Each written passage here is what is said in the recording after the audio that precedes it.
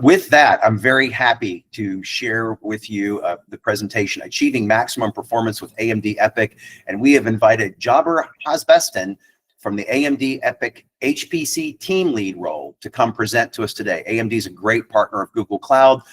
AMD is a great technology company in the HPC and AI space overall, and we're very happy to have Jabir here with us today. Jabir, thanks for joining us. Thank you so much, and very honored to be presenting here, and hopefully the camera had issues. Hopefully you'll get something from this talk at the end of the day. So with that said, I'm going to start my presentation here. Yeah, there is some, of course, legal requirements I have to show. So the agenda here that we have designed here is, first of all, we're going to dive, albeit briefly, to the AMD EPYC architecture. And then what helps us, of course, hardware without the software is not going to be super helpful. So we have the whole build the whole software stack that helps us to unlock this performance out of the box with the compiler and with the libraries that we have. We also provide AMD specific uProf tool for profiling that helps us with the profile guided optimizations, system utilizations, and many more features. And then, of course, with the AI and the language models being very important in this day and age, we are also supporting the PyTorch with the ZenTorch plugin, which is built on top of the ZenDNN, which will allow you to actually squeeze the last bit of performance from the AMD hardware. Also, we're going to briefly introduce the new Google instance that is now GA, and the best practices for HPC using EPYC CPUs. I'd like to pose some questions before we dive into technical. Like, how crucial is SIMD vectorization on the AMD EPYC CPU? Or how should I unsubscribe on AMD CPUs? Or with many math libraries, why do we have to deal with yet another set of libraries that now AMD is providing? And how can I know the last one, which is more for IT professionals and the ones that actually set up these infrastructures, how can I tell the nodes are healthy and they're functioning properly? So with that said, so of course, answer to some of the questions might be maybe till we know how the architecture is. So before we dive, I want to give a little bit of overview of how we name the SKUs in the AMD. So what basically all these numbering can be confusing. So if you look at the first number, it's going to be the product series. And if you look at the second one, it's the core count. That actually, it doesn't have to do, there's a table based on the series that will change. And then we have the most important one, the number 5, that is the generation, and the appendation of the ladder, which is that means that it's a specialized CPU. For example, it can have an F at the end, which means this is high frequency CPU. It can clock much higher than a regular classical version. So this is a good way of checking on the cluster, which basically generation you have there. So we started the Zen architecture right now from a long while ago from the first generation. Now we are at the 5th gen, and that's what the Google Cloud, the new series are based upon. I will explain a bit more in the detail. So if you look at those black spots on the both sides, they are called core complex die, meaning that I will show more in detail what they are. But for now, let's go with the abbreviation CCD. And the middle one is the IO die. So these are the two different 5th gen CPUs. The left-hand side is the 128 core ones, which it has 256 threads, and the right-hand one is the compute dense CPU that we offer, and it has 192 cores. And of course, in the dual socket, you can imagine how many cores you can have in just one node. Of course, this is the max that I'm showing. We have variations from 8 core all the way up to 192 core, which means we cover a long power profile from 155 all the way to 500. Of course, for HPC compute is one part of the story. The next part is going to be the bandwidth. So we support 12 memory channels, DDR5 6400, which is crucial for bandwidth limit application, as we will show. We also now enable the confidential compute with trusted I/O, with the AI and isolation between the between the inference engines and stuff. We want to also encrypt the access to GPUs as well. So there's every generation, many more features are being added and you just have to keep up with the latest one. So if we, let's say, peel that black area and look down a bit to see what is it inside there, as you can see, the most important one, shape that I want you guys to focus is the black border rectangle. So that is one of those CCDs. It shows that all these 4 units on the left and 4 units on the right are the core Zen 5 cores, and the middle are the L3 cache that they share between each other. This is an important point to take because of the way we do runtime. We're gonna basically do an educated process pinning, because we know who is sharing the L3 with who and how we can maximize per core amount of L3 cache depending on the scenarios. So we have so this is a generic view of the Zen 5 architecture. Again, as I mentioned, it's 12 memory channels and up to 12 terabyte memory capacity. So this is a table, goes a bit more in the details of the 2 CPUs that I shown. It's the 9755, and again, those numbers that I mentioned briefly, and the 9965, the dense core one is based on the Zen 5, the other one Zen 5C, and then the frequency is a little bit of a difference there. And of course, many things are the same except for the L3 cache. But as I mentioned, this is the agglomerated L3 cache. So for us, this is not what the entire core sees. So if you had a unified, let's say, if you had a unified cache architecture, then that would basically, you could divide and get the per core. What I'm trying to explain here, we have to pay attention to per core cache rather than just the agglomerated when we do some analysis. This is just because they are homogeneous, you just add them up and report a maximum one here. So with that said, I'm going to dive into the compilers here. So we, as AMD, also contribute to the Clang, but we have a branch of the fork, basically, of the Clang, and we call our AMD Optimizing C, C++, and Fortran compilers. So this is basically is going to have the latest and the greatest optimizations for the CPUs that we offer in the market. But there's a small note here that we always have to make sure for the AOCC or Clang that we have installed, do we actually support that, or does that version actually support the CPU that you guys have? So that's a quick command to check what architectures the Clang is supporting. And if you, because we bundle up a lot of optimizations onto just one word, basically ZenVer 5, you can get all the goodness with just one flag and don't have to worry about passing a combination of those. This is just in generic for developers. It's a good idea just in general. Maybe you have a section of the code you're interested to look at the compiler optimization report and make sure that the compiler is actually doing what we're asking it to do, and if not, why, and trick it to do if there is an issue there. As I mentioned, we are on the VLLM fork, but we also support GCC. Some of these optimizations are upstream to the GCC, meaning that you can get the same flag on the GCC. The performance might not be as good because there are some IP-related implementations there that you don't get it out of the box on the GCC. But you get the majority of it, let's put it that way. And we also support the community, meaning that we enable the Dwarf 5. We do many, contribution to the even the upstream kernel, improving the debugging experience with the tools that we have for the entire community. And as I mentioned, this is OpenMP 4.5 support so far, and we have the standard. We don't do anything to the standard. The standard is what we basically inherit from the upstream. And the Fortran, Fortran in the Clang is a bit, requires more attention. So we've been patching and fixing bugs for the AMD Clang, for the Clang compiler as well. This is a CPU compiler only that we are interested in.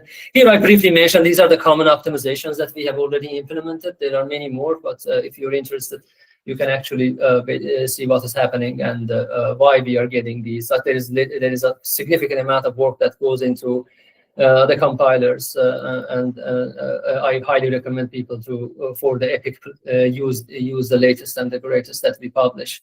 And they are, free, and you can just download them. So here's a quick example of, assume we have a nominal workload and we're trying to see how much of improvement we have every generation, every release that we have, there is more optimization, even on the maybe probably even on the same algorithm, we improve it. And there is a lot of work that's going to it. So even if you sometimes if you have a new hardware, if you get the just upgrade your compiler, you can get some goodness from it with no hassle, assuming that everything is going to compile correctly, because you know the standard and some stuff are dynamic and might be more strict in the new compiler. And then yes, so this was the compiler. I know it's great, but majority of the uplift is going to come from the already optimized, heavily optimized libraries that are basically written in intrinsics and cache aware and you know, hardware aware. So let's say I had a very simple HPC community, very familiar with the LU decomposition, parallel like HPL code that is, and if we basically run the vanilla, let's say I'm running the vanilla BLIS using the HPL, and I have a tool that can profile and tell me all the AVX instruction mixed by percentage, how much of percentage was 256 AVX, how much is 512, and so on and so forth. So let's say that the top run is the vanilla run that we try and we profile, and we see almost 90+% of it seems to be, I know it's hard to see, but if you zoom in, it's AVX the length, vector length of 256. So it's AVX2. And then when I look at the bottom one, all I did is I just swapped the BLIS library with the AMD version of BLIS, which we call BLIS. And the instructions all the way jump from to the full 512 path, which is for vectorized code, right? Yeah, theoretically doubling the performance. So I'm leaving a huge amount of performance on the table if I don't use the AMD one, because this might be because maybe the third-party library doesn't recognize the CPU correctly, or doesn't recognize the CPU's capabilities correctly, and the dynamic dispatch is messed up, or something is going wrong. But we make sure if you are using our libraries on our CPUs, it's going to work out of the box. And there is a significant QA that basically for backward compatibility and forward compatibility, you know, we test all these. So, okay, this was basically a point. If you remember, I posed the question, why does AMD again provide another set of libraries that many versions of them already exist? And that was the main reason, because we will leave a lot of performance on the table. So basically, AOCL is the backbones of the ZenDNN as well, which is used for AI and machine learning as well. We also support SciPy, NumPy, the mini ISVs. That's basically, we encourage them, we collaborate with them, that they integrate, you know, the compilers and libraries, and basically have a release and auto-detect the CPU and use our tool chain when it's deployed on the EPYC. And it's used across all over the industries. I'll show you the major components that we have. This is the list, main list of the stack that we support. As I mentioned, BLIS is one of them. Of course, LAPACK, ScalaPack, FFTW, or FFT. We collaborate with FFTW to provide that. We have regular basic math libraries, and on top, of course, those top sections are mostly for HPC. In the bottom, we have some other stuff like cryptography, you know, compression, random number generator. And this is not the full list. The list keeps growing because the more people come to us and ask for enablement of some kind of a software, we prioritize and try to address all those as well. So it's pretty dynamic. If you need anything, you know, extra, you can always reach out to ours. A small, simple example of for the data analytics that we also do optimizations, that we try to patch the open source version so everybody can get these out of the box without having to deal with. So just a simple example, right? This is just a classifying example, and we can see that the speed up is huge. You know, for very little effort on the user side, that basically can download and use these. So this is how it's layered from the AOCL all the way up to the scikit-learn, and we have the basically basic libraries. We optimize the machine learning algorithms themselves. Then we provide a C++ library, and then Python bindings on top of that, and then we patch it to the open source for that community to be able to use. And here's a list of the open source ISVs, and I'm sure you know many of these that have already adopted the AOCL and its components, and basically they deploy that scale now to the customers. And this list also is growing. There's many more enablement that is ongoing. So ZenDNN, like we can't have a introduction without having talk about the AI and the inference engines and the language model. So we provide the ZenDNN, which is a library, and we also provide the ZenTorch backend. So basically, it kind of will intercept some of these calls and route towards the optimized versions for the AMD. It has like graph optimizations and many more. These are open source, so if you're super interested, you can actually basically get it and profile it, play with it, and see how the algorithms are look like. But in a nutshell, it's basically gem operations or batch gem operations, convolution and embedding bagging, and which are mostly we are trying to customize this for the EPYC. We also support low precision quantization for the weights, and the APIs provide APIs to basically seamlessly use it with the PyTorch. But now for the language inferencing itself, we have to again push this back to the VLLM upstream, or we can provide a way for you guys that you can connect to and work. So the main issue here is the serving for the language model. Of course, we know that it is very crucial to reduce the time to first token. The time that we ask a question from a chatbot, we have to wait for it to first create the first token, as well as a throughput. So it is very crucial for us to squeeze as much as possible from the hardware, and in terms of the instructions and runtime configurations, and in general, whatever optimization we can do to reduce that time. So I have a little bit of an example here that shows across like 5 or 6 small language models. These are less than 14 billion in general. And if you calculate the geomean of how much performance you would lose if you just use the vanilla VLLM plus IPEX versus if you use the ZenTorch plugin backed by the ZenDNN. So on average, we are losing about 24%, which is a lot. By just when you make your Docker image, it's a minor change in your script that you can swap to the ZenTorch. So a lot of performance being left on the table if we don't use these. And you know how that is for the language models. It might be the bar that you have to hit, like let's say 2 seconds for the wait time for the CPU inferencing versus 4 seconds or 2.5 seconds. So the bar is like, I think, 2 seconds. So it might help you get down to that qualification for actual deployment.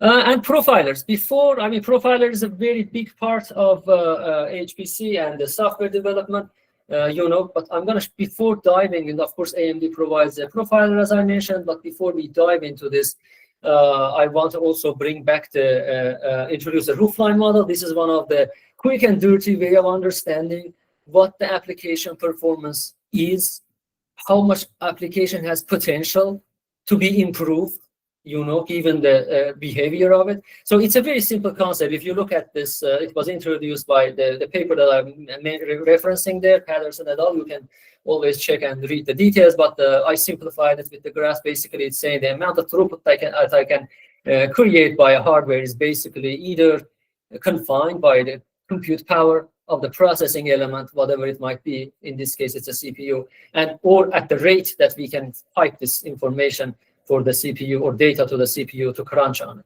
So very simple mathematical trick. I'm sure it's like a high school trick here. We just rewrite the flops based on the flop per byte times byte per second, and the second term sounds really familiar. It's the bandwidth.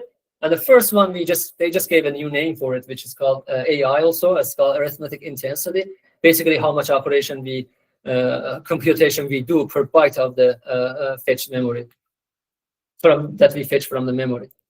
And it's like a linear equation, right? If you draw this, it's going to be like very linear going up. But of course, we have to draw another horizontal line, because that's the where the pre-processing element max is. And so the red area, right, is where we can never reach, no matter how much we do optimization or do whatever we do, we can't reach there. The white area is when we run our application. It's going to be in one area in that white region. So that red part is basically the unreachable and hardware limits. I give a simple summary of what applications and how much the AI is.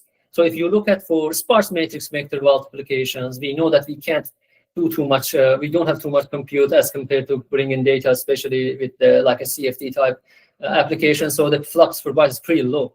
We go to dense linear algebra like BLIS and LU decomposition, it's getting to the right-hand side. And if you go to the particle methods, it's really vectorizable and many compute there. So that'll be compute limit. So this kind of like gives us the ballpark of what should I look for, because I want to see if I want to, should I spend time on vectorizing my code more, or should I spend time in refactoring my data structure?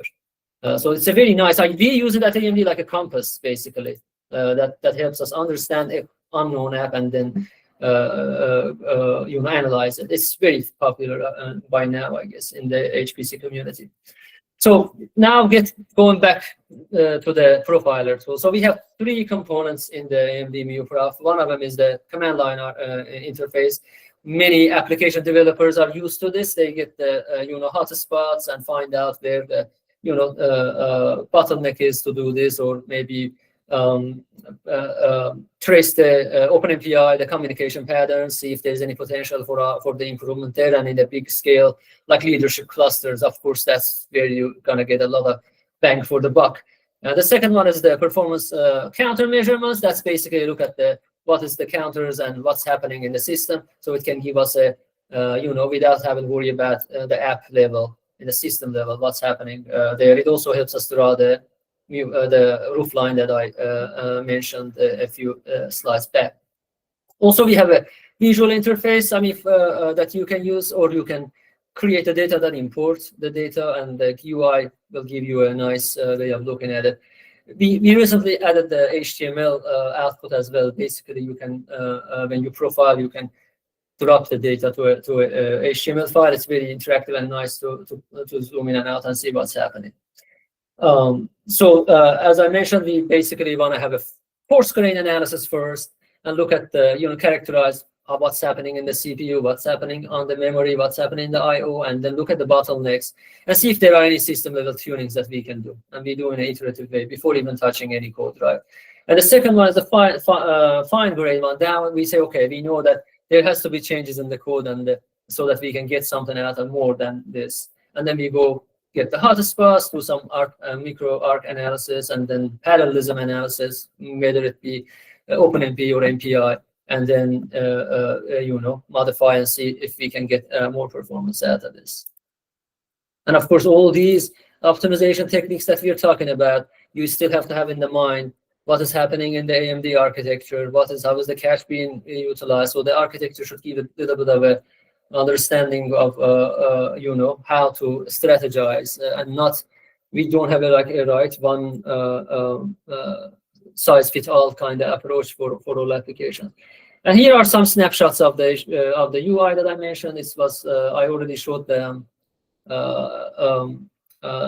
instruction mix, and on the bottom right hand side you can see the call stack and the hotspot and everything. And it has many more features. You can even view the assembly in the code as well.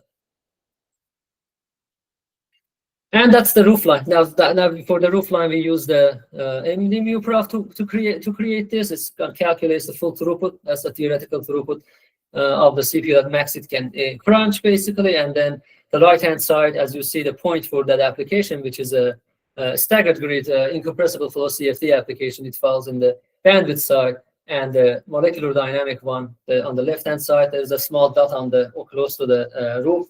And it shows that we are really using the system very effectively, and we're almost at the max hardware limit. So there's not much we can do, which means that's a great code. It's already super optimized. So let's take a look at the new Google instance, and also what can we do for to improve our runtime setup for the HPC with EPYC. So what is the difference with EPYC? Let's dive a little bit into it. We have a lot of core density. So basically, if you have a certain number of ranks, you should be able to run the same code ideally in a less number of nodes, which means actually we are pushing the paradigm. As per node, we are doing shared memory in the back, be it XPMEM or KNEM or POSIX or memory mapping. So we are moving the paradigm from the message passing interface somewhat more to the shared memory passing, which should give us some kind of a uplift. And then based on our L3 cache structure, and we know that for this purpose, for this example, 8 cores were shared in the L3 cache. If we have a hybrid code, which is MPI plus OpenMP, what is the best scenario that I should run? Right. So the first place to start would be, okay, let's use the number of threads. Let's put 1 rank on each CCD, and number of threads will be number of cores to start basically to get the max performance. When basically you're harnessing the architecture-aware mapping, what it can bring for your application, knowing what is happening in the architecture.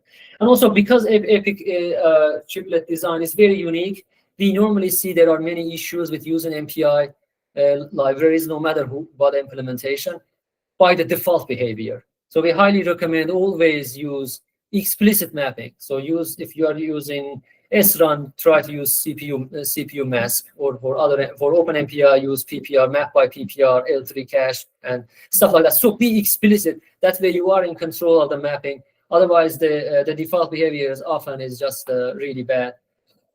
And this is a deep graphical representation of what I was trying to explain. For now, basically, you can start running with. I gave an example here, like, okay, when you're running with OpenMPI, use this map by PPR option to explicitly map. That way, you have 1 rank. You can also, of course, there is no guarantee, right, that 1 rank per CCD is going to be the best. Maybe 2 rank per CCD is the best, because we know that the domain decomposition is being modified. So we're not solving the exact same problem. So it's the best thing to start somewhere and keep basically testing. See if you get more from domain decomposition or more from the threads. And under subscription, this is the question I first posed. Now that we know the L3 cache and L3 cache per core is more detrimental than than actually the aggregate L3, we know how we should kind of under subscribe. If you have a bandwidth limited code, it's not really compute limited. You want to maximize per core characteristics here. That way, basically, we pin 1 rank or 2 ranks per CCD, no threads. We just under subscribe it. Notice that in the EPYC, we never say like I have so many ranks per socket or so many ranks per node. We normally say we have so many ranks, for example, when we under subscribe, so many ranks per CCD. That's the language basically to use that reduce the confusion, right? Because we know, okay, how correctly are you running this? Because when you say socket, I don't know how it's being pinned. Is it being pinned correctly or not? And the performance penalty is going to be significant here. So it's not, and I'll show you an example of really a bad way of running. If I don't pass anything, let's say to MPI run, by default run, map by core, it's going to cram everything in the first or second CCD, and everything else is free doing it. And all these memory channels, nothing is balanced. So that's why the top one is going to be very performant compared to the lower one, which is the naive way of doing things. Or let's not call it naive, but like a default way of doing stuff. And the new HPC Google Cloud, congratulations for the general availability. We have the H4Ds online now that are based on the 5th Gen AMD EPYC, which is 192 single-threaded vCPUs. They are very tuned for high-performance computing, such as finite elements, CFD, weather modeling, and just name it. It's a general-purpose CPU, which is really optimized performance per core part that we have. And if we dive deeper a little bit, this is basically already it has 16 CCDs, but 12 are being exposed because 4 of them are going to be reserved for the administrative and hypervisor test. So the user will have access to 192. This is again in a balanced way. And of course, AVX512 implementation here is a full data path, meaning that it will do the operation in one cycle.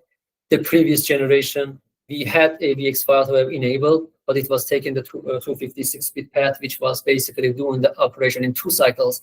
So that's the huge uplift just coming from there. And the TDP of 450 watts, and the L3 cache, 32 megabytes there, and the max boost of 4.1. The HPL score, right, is the way we calculate the maximum throughput of the CPUs. 15 teraflops is to me, it's pretty impressive. And then, of course, 12 memory channels of DDR5 at 6400 mem speed, and that is very critical for the stream application that we run as a test, and about 936 is what we have clocked on that one. Yeah, I have a few notes about the BIOS, because the EPYC is a complex system. There's many BIOS setup, and for HPC, of course, we are for every generation we publish tuning guides, which is basically available online. I highly recommend, if you're an admin or you're setting up nodes and clusters, to go through them to get through the maximum performance that you want. So we have 2 important setup in there for power determinism versus performance determinism. For performance critical tasks, we highly recommend the power determinism. That means there's no restriction. As long as you are in the power envelope, it's going to use the entire resources. So we'll get a little bit more better performance there. But performance determinism is a mode we have that we want to have a repeatable runs. Like when we have a benchmark and we want to have repeatable runs, that will ensure that it's more predictable based on different SKUs and different nodes. There's less variations there. And also, of course, the system health check. I know it is very common to use HPL and Stream and some OSU benchmarks for the network. But for AMD, we highly recommend using our optimized versions, because the vanilla HPL is going to be significantly slower.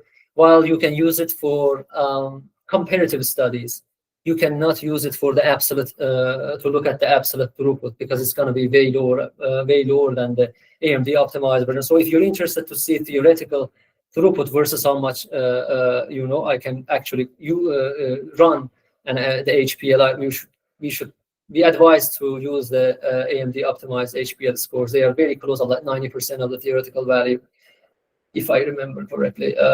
And the stream score, same story. If you use the vanilla one, and if you run it with the wrong pinning, it's going to give really bad numbers, probably a third or a half of the actual potential. So we also recommend please use the PPOC versions, the ZenStream version. That will basically show you the correct number. And you can, every maintenance you have, let's say you're updating the kernel or doing something in the BIOS, and you want to know that the performance has been hit, it's a quick run, to quickly test these and see if you have any regression or not before releasing it to the consumption.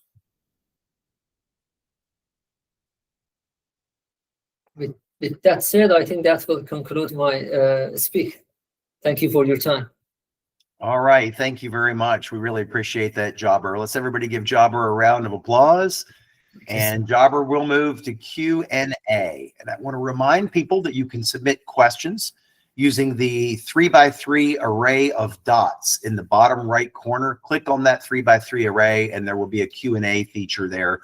And you can submit questions there, and Mary will review them and then approve them for me to ask. So with that, I'm going to ask the first question, and I'm actually going to ask my own question here before I get into the queue to give people time to submit their questions, Jabber. So you talked a lot about performance characteristics of this, of course, that was the topic today. But one of the things people are using processors for, of course, is inferencing. So even though they're using GPUs and other AI-specific accelerators often for training, like our own TPUs, your GPUs, NVIDIA's GPUs, they're commonly using CPUs for inferencing. Can you talk a little bit about EPYC Gen 5's inferencing performance, a little bit more? Yes, that's a very active area in the and very important for us, and that's why I was mentioning the ZenDNN library. We constantly improve on those speed, and like if you profile that, let's say VLLM that we provide, it's almost 100% AVX512 run, so it is super optimized with these high frequency and all that stuff. So you get the goodness, very short time to first token. especially for if you want a little bit of a higher quantization, not just go like way down in the accuracy. If you use a little bit of a higher, like FP6, BFlow 16, they're super optimized for that. Actually, there are, I'm sure, publications. I just didn't have time to put it here. Performance characterization for those. But yeah, it is a very important and hard topic, and we are actively advocating for that. Got it. Thank you, Jawar. All right, let's see. Lynn Guo asks a question. She says, the VMs from different cloud providers usually have some of the CPU flags disabled. For the optimized libraries you mentioned, does AMD usually test against these AMD-backed VMs to ensure they perform as expected, parentheses, in terms of using the optimized instructions, for instance, close parentheses? Many of them should be dynamic dispatch. So if you turn off, let's say, AVX 512, it should, in the runtime, detect and improve. And if you see any issues, please let us know, because we have especially for the newer generation VMs, I don't know about way older ones, we have a QA in place to make sure they run. Okay. Another question. You talked about your 128 core CPUs and your 192 core CPUs. And you had a slide where you talked about scale up versus scale out, about HPC on-prem versus cloud. Can you talk a little bit more about that distinction? Because I'm sure that for some HPC workloads, the 192 core version and using all cores is going to give the best performance. But I also understand that for certain HPC workloads, the 128 core version with the larger cache, the better memory bandwidth per core, et cetera, will. Can you talk a little bit more about what is the level of performance variability you're likely to see between those on real applications, and how to understand if your workload might be more suitable for one than the other? So you are on target with that. Actually, good analysis. The 122 is general purpose, but the 192 one is more for like applications that are like molecular dynamic. We already know they are purely compute bound. Also, for the cloud, it enables them to dissect them into many instances and just increase the throughput on them. So maybe you can use 2 CCDs and then have an instance there and so on and so forth. But the 128 core is the classic one. It should be good throughout many verticals. All right. Another question here. In terms of learning to optimize for AMD EPYC Gen 5, what are some good sources people could go to after this presentation? What are your recommended learning sources for them, tuning guides, et cetera, to learn how to do this? And there's a follow-up question to that as well. But first, let's talk about how should people on this call learn optimization and for EPYC Gen 5? There should be many documents online available already, but in terms of, they won't go into the too much details because of the IP and stuff like that. But the generic optimization, there should be documents online. And tuning guides definitely are there. For tuning best guides practices, yeah, on the AMD website. Yep, Okay, and the best practices are also definitely going to be there. But I recommend just, not only just looking at this stuff, but learn by doing is what I think is the biggest bang for the buck. Yeah. Related question. Can you talk a bit about optimizations? Realize your x86, Intel's x86, the chips are not identical. How much of the tuning for getting maximum performance on EPYC Gen 5 would also give that code at least some better performance on an Intel x86? And do you embrace the optimizations on their chip? Do they embrace the ones on yours? Yes. If our customers have access to both, can they generally trust that optimizations for one will at least help somewhat on the other? If it comes to compiler, the answer is yes. If it comes to the libraries, it depends. Right. You have to profile and make sure, because as I mentioned, like Intel optimization, yes, all these BLIS and all that exists there. MKL, we all know, has been around for a long time. But if you do that basically blindly, you might be leaving performance out. So profile and verify would be my answer. But they should run. At the end of the day, they're x86. Right. Do they get deployed correctly or not? That is the question. Right. And another question from Lynn Guo. For the uProf profiler, when using it on a VM without good PMU support, is it still useful for performance analysis?